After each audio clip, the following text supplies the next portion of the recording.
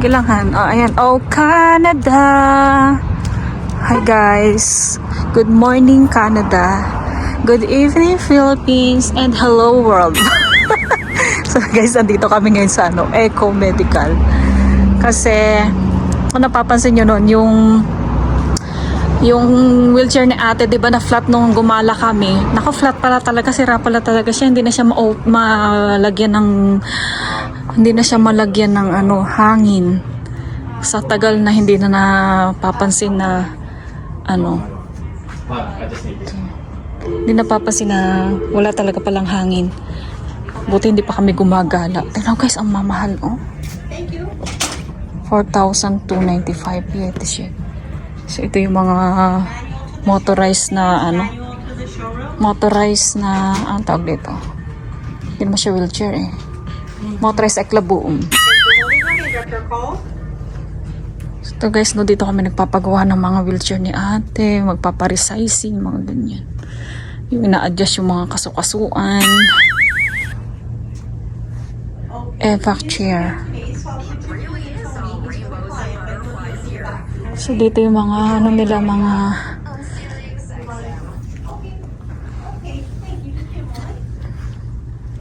yung mga pang mobile. Dito ka inquire ng mga pang mobility.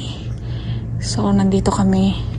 Meron kami account si Ate Mels dito, pero kailangan ay recommended or referred ka ng mga OTPT eklabugan yan.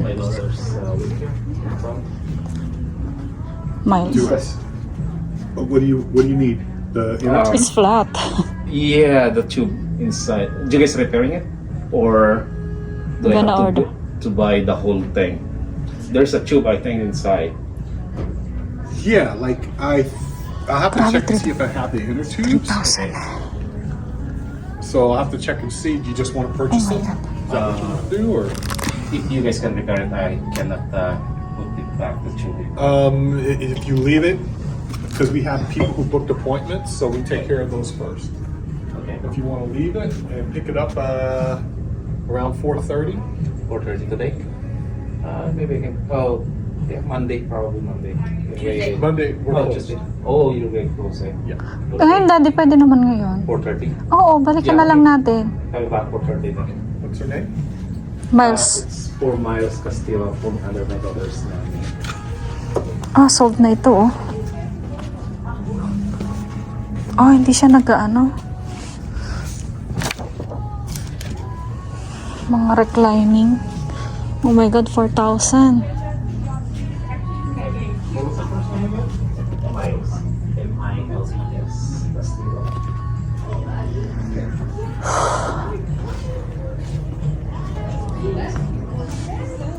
So, dito rin makakabili ng mga pangligo, pang pupo. So, ayun guys. Saan? Itong hospital bed. Meron. Before we do that, let me see if I have them. Oh. Yung mattress sana, honey, no?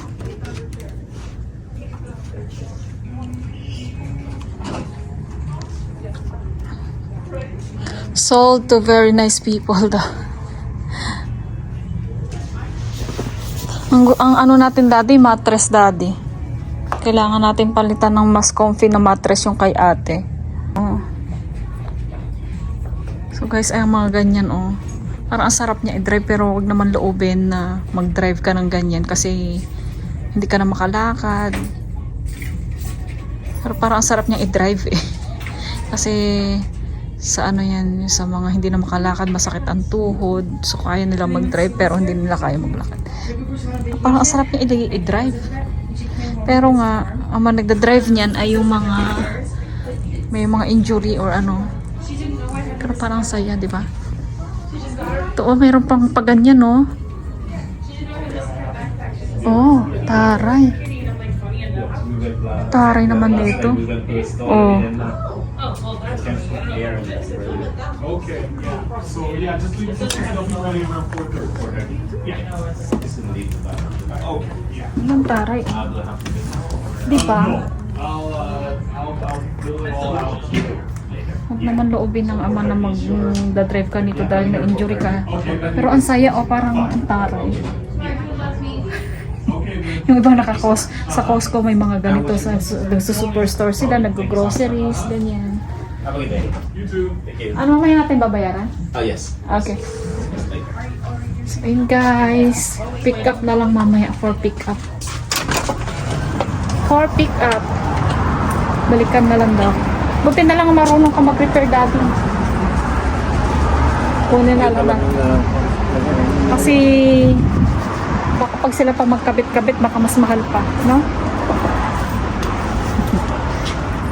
Okay, see you later. So ayun guys, no, Friday ngayon kasi. Umuwi lang kami para mag-lunch, para check si Miles. Tapos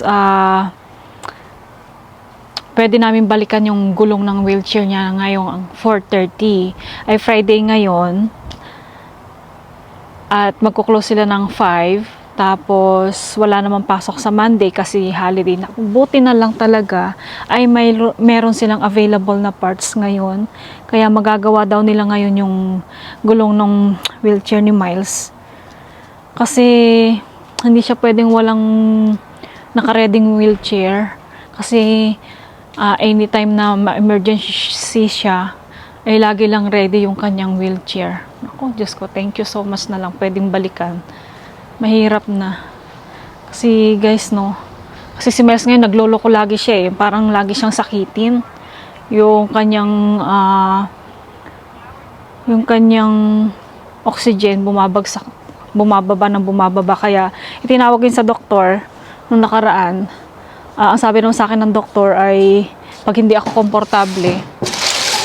komportable ay dali namin siya sa emergency.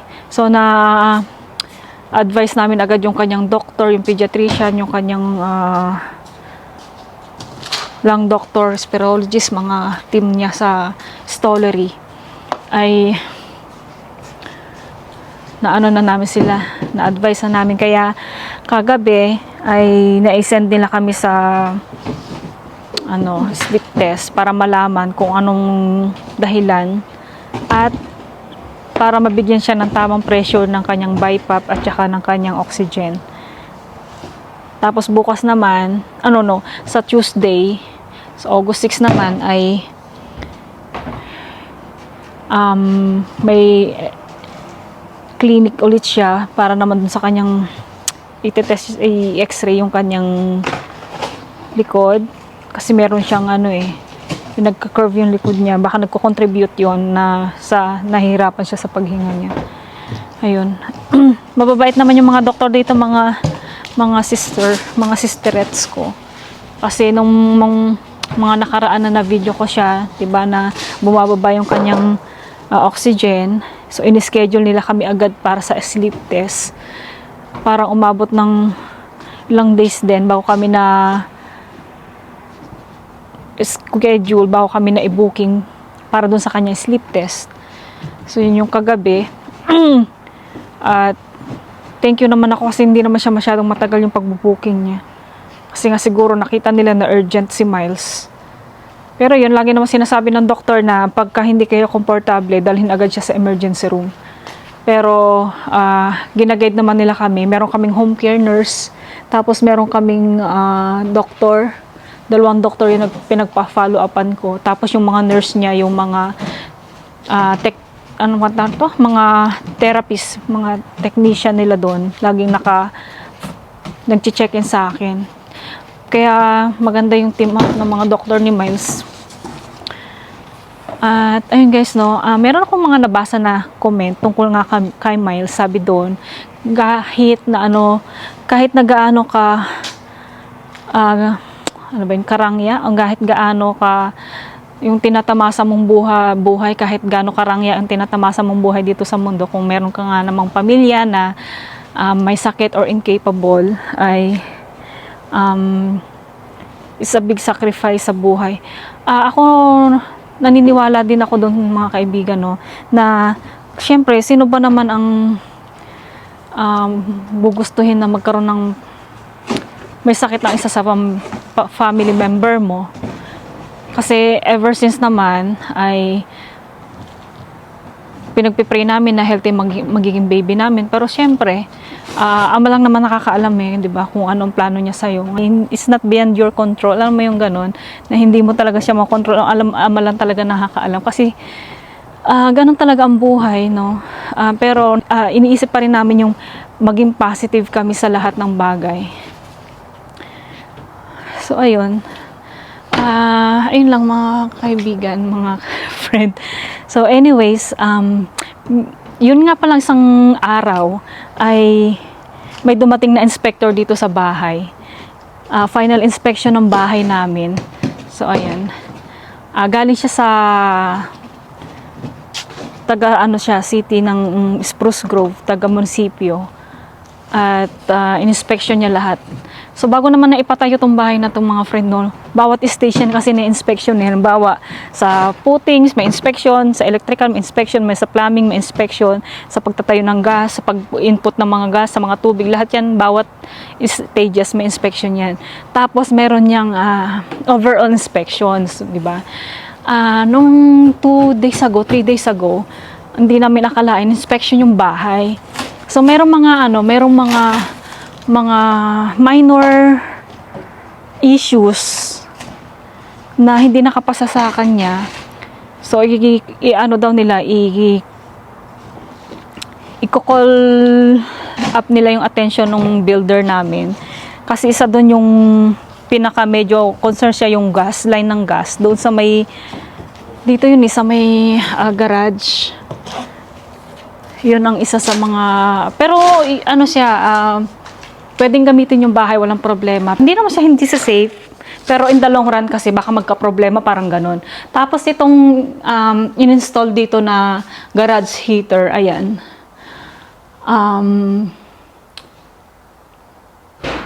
Ano bang issue ng garage heater? Ano bang issue ng garage heater natin, honey? Baka daw, dyan? Ha? Baka daw tumama yung heat. Pero wala naman. Kasi baka masyado. Yun dito, yung baba nung Yung beam. sa beam. Kahoy yung beam, honey, no? Ay, kahoy yan ako. Puro kahoy naman dito eh.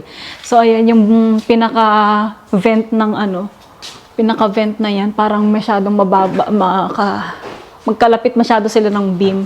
Tapos, merong ibang line, water line, o pipeline ng bahay, na